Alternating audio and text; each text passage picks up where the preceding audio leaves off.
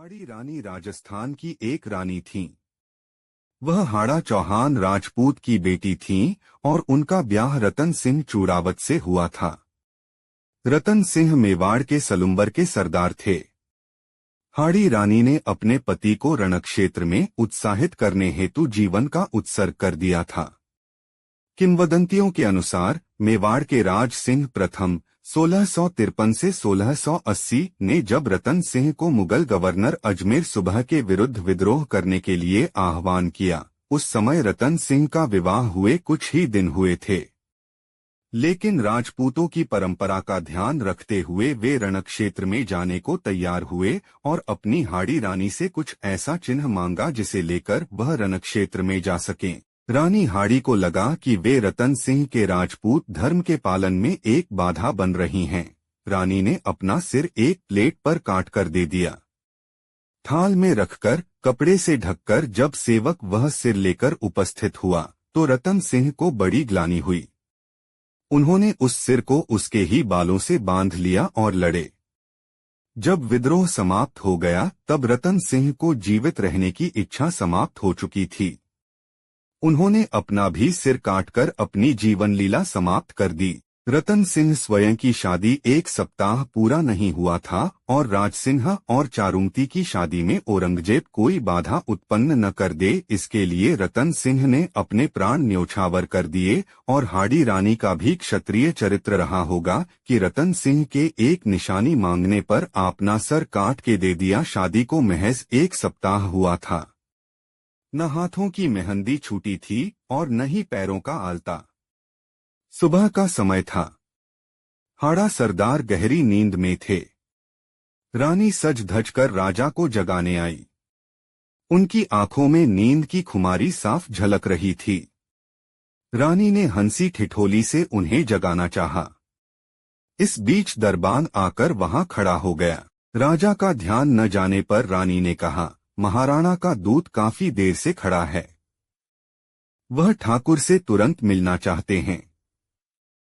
आपके लिए कोई आवश्यक पत्र लाया है, उसे अभी देना जरूरी है।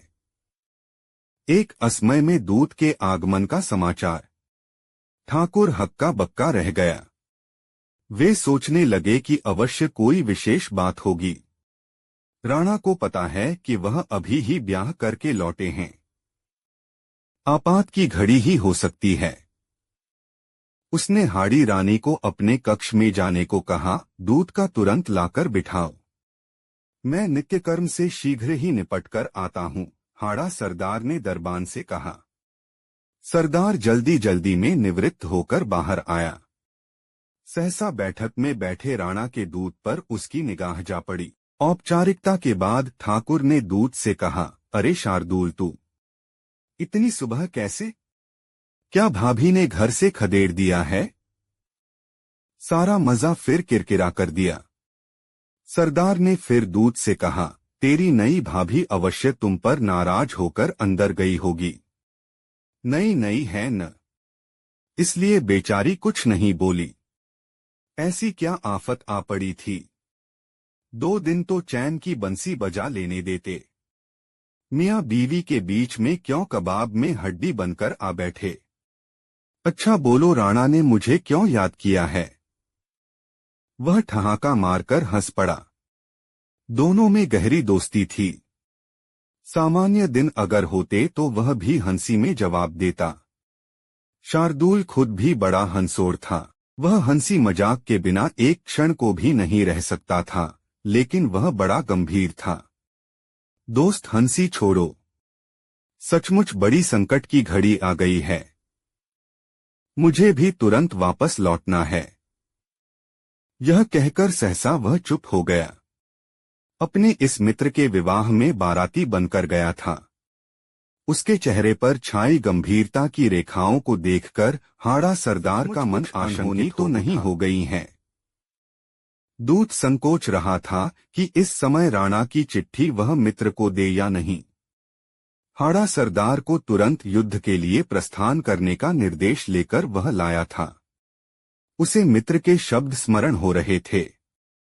हाड़ा के पैरों के नाखूनों में लगे महावर की लाली के निशान अभी भी वैसे के वैसे ही उभरे हुए थे।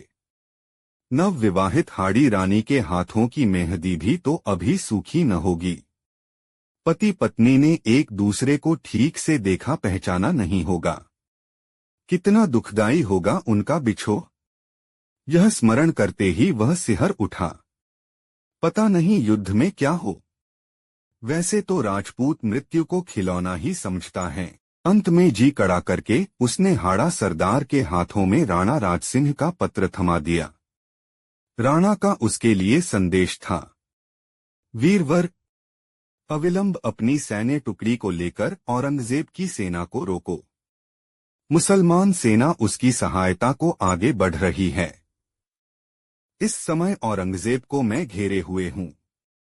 उसकी सहायता को बढ़ रही फौज को कुछ समय के लिए उलझा कर रखना है ताकि वह शीघ्र ही आगे न बढ़ सके। तब तक मैं पूरा काम निपट लेता हूं। तुम इस कार्य को बड़ी कुशलता से कर सकते हो। यद्यपि यह बड़ा खतरनाक है। जान की बाजी भी लगानी पड़ सकती है। मुझे तुम पर भरोसा है। हाड़ा सरदार के लिए यह परीक्षा की घड़ी थी। एक ओर मुगलों की विपुल सेना और उसकी सैनिक टुकड़ी अति अल्प है। राणा राजसिंह ने मेवाड़ के छीने हुए क्षेत्रों को मुगलों के चंगुल से मुक्त करा लिया था। औरंगजेब के पिता शाहजहां ने अपनी एड़ी चोटी की ताकत लगा दी थी। वह चुप होकर बैठ गया था। अब शासन की बागडोर औरंगजेब के हाथों में आई थी। राणा से चारुमती के विवाह ने उसकी द्वेष भावना को और भी भड़का दिया था। इसी बीच में एक बात और हो गई थी जिसने राजसिंह और औरंगजेब को आमने सामने लाकर खड़ा कर दिया था। यह संपूर्ण हिंदू जाति का अपमान था। इस्लाम को कबूल करो या हिंदू बने रहने का दंड भरो, यही कहकर हिंदुओं पर उसने जजिया कर लगाया था। राणा राजसिंह ने इसका विरोध किया था। उनका मन भी इसे सहन नहीं कर रहा था। इसका परिणाम यह हुआ, कई अन्य हिंदू राजाओं ने उसे अपने यहाँ लागू करने में आनाकानी की। उनका साहस बढ़ गया था। गुलामी की जंजीरों को तोड़ फेंकने की अग्नि जो मंद पड़ गई थी फिर से प्रज्वलित हो गई थी। दक्षिण में शिवाजी, बुंदेलखंड में छत्रसाल, पंजाब में गुरु गोविंद सिंह, मारवाड़ में राठौड़ वीर दुर्गादास मुगल सल्तनत के विरुद्ध उठ खड़े हुए थे। यहाँ तक कि आमेर के मिर्जा राजा जयसिंह और मारवाड़ के जसवंत सिंह, जो मुगल सल्तनत के दो प्रमुख स्तंभ थे, उनमें भी स्वतंत्रता प्रेमियों के प्रति सहानुभूति उत्पन्न हो गई थी। मुगल बादशाह ने एक बड़ी सेना लेकर मेवाड़ पर आक्रमण कर दिया था। राणा राजसिंह ने सेना के 3 भाग किए थे। मुगल सेना के अरावली में न घुसने देने का दायित्व अपने बेटे जयसिंह को सौंपा था। अजमेर की ओर से बादशाह को मिलने वाली सहायता को रोकने का काम दूसरे बेटे भीम सिंह का था। वे स्वयं अकबर और दुर्गादास राठौड़ के साथ औरंगजेब की सेना पर टूट पड़े थे। सभी मोर्चों पर उन्हें विजय प्राप्त हुई थी। बादशाह औरंगजेब की बड़ी प्रिय कॉकेशियन बेगम बंदी बना ली गई थी। बड़ी कठिनाई से किसी प्रकार औरंगजेब प्राण बचाकर निकल सका था। मेवाड़ के महाराणा की यह जीत ऐसी थी कि उनके जीवन काल में फिर कभी औरंगजेब उनके विरुद्ध सिर न उठा सका था। लेकिन क्या इस विजय का श्रेय केवल राणा को था या किसी और को? हाड़ा रानी और हाड़ा सरदार को किसी भी प्रकार से गम चारों ओर राजपूतों से घिर गए। उसकी जान के भी लाले पड़े थे। उसका बचकर निकलना मुश्किल हो गया था। तब उसने दिल्ली से अपनी सहायता के लिए अतिरिक्त सेना बुलवाई थी। राणा को यह पहले ही ज्ञात हो चुका था। उन्होंने मुगल सेना के मार्ग में अवरोध उत्पन्न करने के लिए हाड़ा सरदार को पत्र लिखा था। वही संदेश लेकर शार्दुल सिंह मित्र के पास पहुंचा था। एक क्षण का भी विलंब न करते हुए हाड़ा सरदार ने अपने सैनिकों को कूच करने का आदेश दे दिया था। अब वह पत्नी से अंतिम विदाई लेने के लिए उसके पास पहुंचा था। केसरिया बाना पहने युद्ध वेश में सजे पति को देखकर हाड़ी रानी चौंक पड़ी। वह अचंभित थी। कहाँ चले स्वामी? इतनी जल्दी? अभी तो आप कह रहे थे कि 4-6 महीनों के लिए युद्ध से फुर्सत मिली है, आराम से कटेगी यह क्या? आश्चर्य मिश्रित शब्दों में हाड़ी रानी पति से बोली। प्रिय, पति के शौर्य और पराक्रम को परखने के लिए ही तो क्षत्राणियां इसी दिन की प्रतीक्षा करती हैं। वह शुभ घड़ी अभी ही आ गई। देश के शत्रुओं से दो दो हाथ होने का अवसर मिला है। मुझे यहां से अविलंब निकलना है। हंसते हंसते विदा दो। पता नहीं फिर कभी भेंट हो या न हो, हाड़ा सरदार ने मुस्कुराकर पत्नी से कहा। हाड़ा सरदार का मन आशंकित था। सचमुच ही यदि न लौटा तो मेरी इस अर्धांगिनी का क्या होगा? एक ओर कर्तव्य और दूसरी ओर था पत्नी का मोह। इसी अंतर्द्वंद में उसका मन फंसा था। उसने पत्नी को राणा राजसिंह के पत्र के संबंध में पूरी बात विस्तार से बता दी थी। विदाई मांगते समय पति का गला भर आया है, यह हाड़ी राजी की तेज आंखों से छिपा न रह सका। यद्यपि हाड़ा सरदार ने उसे भरसक छिपाने की कोशिश की। हताश मन व्यक्ति को विजय से दूर ले जाता है। उस वीर बाला को यह समझते देर न लगी कि पति रणभूमि में तो जा रहा है, पर मोहग्रस्त होकर पति विजयश्री प्राप्त करें, इसके लिए उसने कर्तव्य की वेदी पर अपने मोह की बलि दे दी। वह पति से बोली, स्वामी जरा ठहरिए, मैं अभी आई। वह दौड़ी दौड़ी अंदर गई। आरती का थाल सजाया, पति के मस्तक पर टीका लगाया, उसकी आरती उतारी। वह पति से बोली, मैं धन्य हो गई ऐसा वीर पति पाकर। हमारा आपका तो जन्म जन्मांतर का साथ है। राजपूत रमणियां इसी दिन के लिए तो पुत्र को जन्म देती हैं। आप जाएं स्वामी, मैं विजय माला लिए द्वार पर आपकी प्रतीक्षा करूंगी। उसने अपने नेत्रों में उमड़ते हुए आंसुओं को पी लिया था। पति को दुर्बल नहीं करना चाहती थी। चलते चलते पति उससे बोला, प्रिय, मैं तुमको कोई सुख न दे सका, बस इसका ही दुख है, मुझे भूल तो नहीं जाओगी?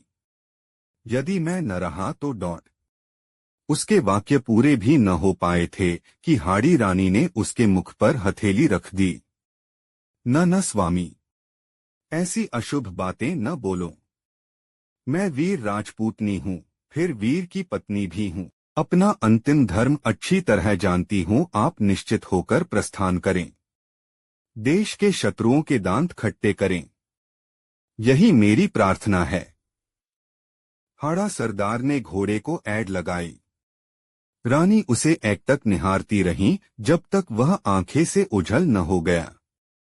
उसके मन में दुर्बलता का जो तूफान छिपा था, जिसे अभी तक उसने बरबस रोक रखा था, वह आंखों से बह निकला। हाड़ा सरदार अपनी सेना के साथ हवा से बातें करता उड़ा जा रहा था, किंतु उसके मन में रह रहकर आ रहा था कि कहीं सचमुच मेरी पत्नी मुझे बिसार न दे। वह मन को समझाता, पर उसक ध्यान उधर ही चला जाता। अंत में उससे रहा न गया। उसने आधे मार्ग से अपने विश्वस्त सैनिकों के रानी के पास भेजा। उसको फिर से स्मरण कराया था कि मुझे भूलना मत। संदेश वाहक को आश्वस्त कर रानी ने लौटाया। दूसरे दिन एक और वाहक आया, फिर वही बात। तीसरे दिन फिर एक आया। इस बार वह पत्नी के नाम सरदार का पत्र लाया था। प्रिय, मैं यहाँ शत्रुओं से लोहा ले रहा हूँ। अंगद के समान पैर जमारक उनको रोक दिया है। मजाल है कि वे जरा भी आगे बढ़ जाएं। यह तो तुम्हारे रक्षा कवच का प्रताप है, पर तुम्हारे बड़ी याद आ रही है। पत्रवाहक द्वारा कोई अपनी प्रिय निशानी अवश्य भेज देना। उसे ही देखकर मैं मन को हल्का कर लिया करूंगा। हाड़ी रानी पत्र को पढ़कर सोच में पड़ गईं। युद्धरत पति का मन यदि मेरी याद में ही रमा रहा, उनके नेत्रों के सामने यदि मेरा ही मुखड़ा घूमता रहा, तो वह शत्रुओं से कैसे लड़ेंगे, विजय श्री का वरण कैसे करेंगे? उसके मन में एक विचार कौंधा। वह सैनिक से बोली, वीर, मैं तुम्हें अपनी अंतिम निशान दे रही हूं। इसे ले जाकर उन्हें दे देना। थाल में सजाकर सुंदर वस्त्र से ढककर अपने वीर सेनापति के पास पहुंचा देना, किंतु इसे कोई और न देखे, वे ही खोल कर देखें। साथ में मेरा यह पत्र भी दे देना। हाड़ी रानी के पत्र में लिखा था, प्रिय, मैं तुम्हें अपनी अंतिम निशानी भेज रही हूं। तुम्हारे मोह के सभी बंधनों को काट रही हूं। अब बेफिक्र होकर अपने कर्तव्य का पालन करें, मैं तो चली। स्वर्ग में तुम्हारी बाट जोहूंगी। पलक झपकते ही हाड़ी रानी ने अपने कमर से तलवार निकाल एक झटके में अपने सिर को उड़ा दिया। वह धरती पर लुढ़क पड़ा। सिपाही के नेत्रों से अश्रुधारा बह निकली। कर्तव्य कर्म कठोर होता है। सैनिक ने स्वर्ण थाल में हाड़ी रानी के कटे सिर को सजाया, सुहाग के चूनर से उसको ढका। भारी मन से युद्ध भूमि की ओर दौड़ पड़ा। उसको देखकर हाड़ा सरदार स्तब्ध रह गया। उसे समझ में न आया कि उसके नेत्रों से अश्रुधारा क्यों बह रही है। धीरे से वह बोला, क्यों यदुसिंह, रानी की निशानी ले आए। यदु ने कांपते हाथों से थाल उसकी ओर बढ़ा दिया। हाड़ा सरदार फटी आंखों से पत्नी का सिर देखता रह गया। उसके मुख से केवल इतना निकला, उफ हाय रानी, तुमने यह क्या कर डाला। संदेही पति को इतनी बड़ी सजा दे डाली है। मैं भी तुमसे मिलने आ रहा हूं। हाड़ा सरदार के मोह के सारे बंधन टूट चुके थे। वह शत्रु पर टूट पड़ा। इतना अप्रतिम शौर्य दिखाया था कि उसकी मिसाल मिलना बड़ा कठिन है। जीवन की आखिरी सांस तक वह लड़ता रहा। औरंगजेब की सहायक सेना को उसने आगे नहीं ही बढ़े दिया, जब तक मुगल बादशाह मैदान छोड़कर भाग नहीं गया था। इस विजय को श्रेय किसको? राणा राजसिंह ही को या हाड़ा सरदार को, हाड़ी रानी को, अथवा उसकी इस अनोखी निशानी को? यतेंद्र सिंह हाड़ा, ठिकाना पदमपुरा, कोटा, राजस्थान। सलुम्बर के राव चुंडावत रतन सिंह के लिए हाड़ा शब्द का प्रयोग उचित प्रतीत नहीं होता है। हाड़ी रानी को संभवत बूंदी के हाड़ा शासकों की पुत्री होने के कारण हाड़ी रानी कहा गया। चुंडावत मांगी सैनानी, सिर काट दे दियो क्षत्राणी। सरदार चुंडावत थे और रानी बूंदी के हाड़ा शासक की पुत्री थी, इसीलिए रानी को हाड़ी रानी कहा जाता है, जबकि सरदार चुंडावत कहलाते हैं। अगर आपको ये वीडियो पसंद आया तो इसे लाइक, सब्सक्राइब और आगे शेयर करें। मिलते हैं अगली वीडियो में। धन्यवाद।